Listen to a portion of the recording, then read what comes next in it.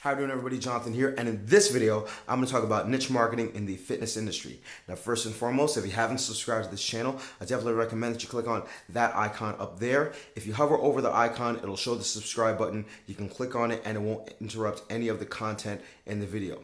If you want to share the information that you find in this video, I definitely recommend that you click on any one of these icons right here, as it will help you to share on Google+, Twitter, or Facebook. And as always, if you want to improve the way you run your fitness business, you can click on any one of these two icons, as the FitPro calculator will help you with client management, and the Udemy course will help you with administering one-on-one, small group, or boot camp workouts. But we want to talk about niche marketing because I get a lot of questions on that. So the first thing that we want to address is the difference between a niche market and a specialization, because I often get questions on Facebook like, hey Jonathan, I want to have a niche market in kettlebells or a niche market in Olympic lifting. And those aren't niche markets, those are specializations. A specialization speaks mainly to the mode, whereas a niche market speaks specifically to the people that you serve.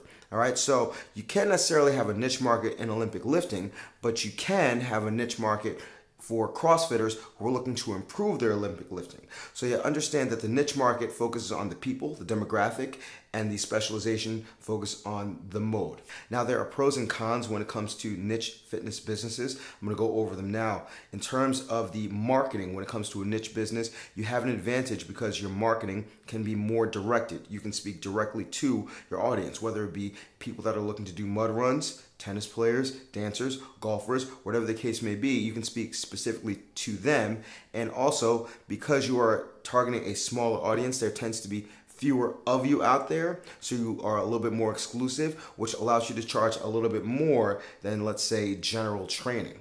The one drawback is you're drawing from a smaller pool of people, so you want your marketing to be really sound and really directed. So to make sure that that's the case, you want to make sure that you address three things. When it comes to your marketing for your niche fitness business, number one, what need are you meeting? For instance, I run a boot camp, and for a period of time, I had a couple of golfers who loved my boot camp because they claimed that the services helped them to crush the ball off the tee. So that's a need that you would help golfers meet if you want to meet the need of a niche. You know, drive further. You know, don't get as tired, between, hold 9 to 18 or 15 to 18 when you get tired. You won't have to take a cart everywhere you go. Get a better workout. This is something that's going to speak directly to your niche. If you're talking about a tennis player and you focus on agility, move better along the baseline, to and from the net, get every ball, don't be outrun by your opponent. This is speaking directly to their need. All right, so you want to make sure to understand what is it that your audience wants and how your training can help them. The next thing that you want to be proficient in when it comes to marketing, or at least the sales process, is making sure that you can speak their language. So when you get one-on-one with somebody, they have to understand that you're not just a trainer, but a trainer specifically for them. So if you were to train a CrossFitter per se, and you had your specialization in Olympic lifting, then you want to not only understand the technique of the clean and jerk and the snatch, because yeah, it's great that you understand that, but you also want to understand the Grace workout, the Helen workout, and how the Olympic lifts are incorporated into the Open, the regionals, the CrossFit Games, local competitions, different WODs. You want to understand the subculture of CrossFit, because yes, it's great that you can teach them how to do Olympic lifts, but CrossFit is not competitive weightlifting. It's a completely different animal in terms of the conditioning that's required. The Olympic lifting is a huge part, but it's not the only part. So you have to immerse yourself into the community and understand, hey, listen, the difference between me and somebody else who may be USAW certified or somebody else who competed in Olympic weightlifting is I understand the space that you operate in, and I can help you to improve as a CrossFitter through my Olympic lifting training. So understanding the way that they speak and understanding, their lingo is going to help you a lot. And the last thing in terms of developing a program is to make sure to check the competition. Now, in your area, you may be the only show in town. You may decide to enter into a specific niche because you see that's a huge void. But that doesn't mean that you have to take a half-hearted approach to supplying services for your audience. You want to make sure to do as much research as possible, find as many niche businesses like yours all over the world, and then see what makes them so good. Find those trainers, seek them out, see what they do. You're not in direct competition because they have their own client base, but you're only going to make your program stronger. It'll help you to learn the lingo. It'll help you to figure out the need to meet if you do your due diligence and see what else is out there. So if you just say, hey, I have a great idea, I could probably help, a bunch of CrossFitters, or I can probably help golfers, you're not doing the best to make sure that you have the best program possible. So if you want to charge big money, you want to make sure that you have a great knowledge base. Now, when it comes to getting in that space, I'm going to assume that a lot of you that approach me or ask me questions about niche fitness businesses do so because you had some kind of participation or passion for that area earlier in your life. So for instance, I wrestled, I played football, I ran track, I CrossFit now. So those are probably areas that I would involve myself in. My first job was as a caddy, so I probably could put together a niche business for golfers if it's something that I really wanted to do, because I have footprints there. So you want to go back to the footprints and you want to see if you can get any bites using your own connections. So if you were a dancer as a kid, you may want to go back to your original dance studio. Or if you don't have the footprints in your initial site of passion, then what you want to do is you want to volunteer, or you want to immerse yourself as much as possible in that industry. There may be some of you out there that just wake up one day and say, hey, I'd really like to help golfers because I know golfers aren't getting a lot of help. It's not just enough to go to a bunch of golfers and say, hey, I'm a personal trainer, I have a certification, I can help you. You would be doing best for yourself and for your business if you went to a driving range, hired a golf pro, got some tips, understood the lingo. Now, you don't have to be a master of the swing because it's very technical, but you have to understand what's important to make a golf swing effective and how your training can improve it. So you'd ask this golf pro a lot of questions. You'd ask, why it might not be a good idea to be tight, or why your swing isn't that good. And they may say it's an issue with mobility. However, your understanding and training will help you to develop a stretching program that golf pros may not be able to put together on their own.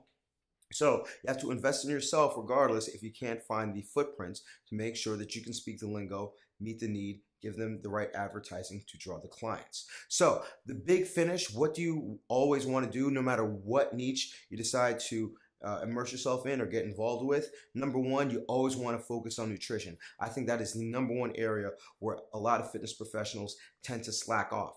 And a properly fueled body will always perform better. So just your willingness to take nutrition into account is going to put you head and shoulders above a lot of others. You also have to understand that there are different needs based on different niches. For instance, you could be a great asset in the wrestling space or in the dancing space where nutrition is poorly watched over or poorly monitored. Wrestlers tend to starve themselves, losing 10, 12 pounds in a day because they don't know how to diet correctly. In dancing, you're required to maintain a certain kind of build. So oftentimes they engage in the wrong kind of eating habits. And just your ability to not only strengthen the body, but show them how to eat correctly so that they can maintain a healthy lifestyle while still being competitive in their space is going to speak volumes to their need and their overall decision of whether or not to hire you. So the decision to include nutrition is going to be paramount. The next thing that you want to do is you have to understand that a fitter body and a stronger body will always create a better athlete or a better niche market, let's say. So if it's a tennis player, or if it's a Olympic lifter, or if it's a strongman, whatever the case may be, a good strength program is going to be fine. Your job in making this a niche business is to weave in things that they will find fun. All right. So a golfer doesn't just want to bench press all day. A golfer may want to go onto the driving range, and you may want to make a workout out of that. The tennis player wants to be on the courts, so you don't just want to have them in the gym the whole time. You don't want to take them out of their space. You want to bring your knowledge to their space and make it work for them. So as much as possible, try to use their setting in your training to make it most conducive or most like what they normally do. And the last and most important thing that you always have to do is you always have to bring the energy, because a lot of people that have one directive just want to do what they just want to do. So tennis players want to play tennis, golfers want to golf. They don't necessarily want to be taken out of their space. They don't want to train. They don't want to do the stuff that's not fun, even if long-term it is better for them. But your interest in their overall success and in their betterment is going to help them push through the tough stuff that they may not want to do in order for them to stick with you so you can make big money and you can continue on serving that client base. Most importantly, so you can get referrals. So always bring the energy, always keep them in their space, include nutrition. Make sure to focus on something that you had a passion for, or invest in yourself in order to get more knowledge in that space. Always make sure to do your due diligence and see what else is out there. Make sure to learn the lingo and make sure that you meet a need. That way, when you put together your posters, you'll have the right kind of directive so that you can get those people that want to do business with you. And that's about it. So I hope you found this video helpful. I'm going to go back to getting videos to you weekly. The next video that I'm going to put together is going to be putting a fitness profile and how to do that effectively and quickly. I'll have a model with me, and I think that'll be very helpful for you guys, especially in the sales process, because I feel that that's where the sales are done. But stay tuned, subscribe to this channel, share, check out the Fit Pro Calculator. It's useful for any trainer. Check out the Udemy course, and I know that you'll have a lot of success. So remember to eat healthy, hydrate, drive safe. Stress levels all, get rest, don't slap anybody. Love your clients, they will love you back. I will see you all tomorrow or the next day, and you have a good one. Around 50% of your calories comes from carbs, 30% of your calories comes from protein, 20% of your calories comes from fat. That's what the USDA would be recommending. Now, right now, one of the more popular diets is the paleo diet, which is popularized by CrossFit, which allocates 20% of your calories to carbohydrates, 15% of your calories to protein, and 65% of your calories to fat. Now, if I were going to suggest anything to my clients, and what I found the most success with has been the zone diet, where you allocate 40% of your calories to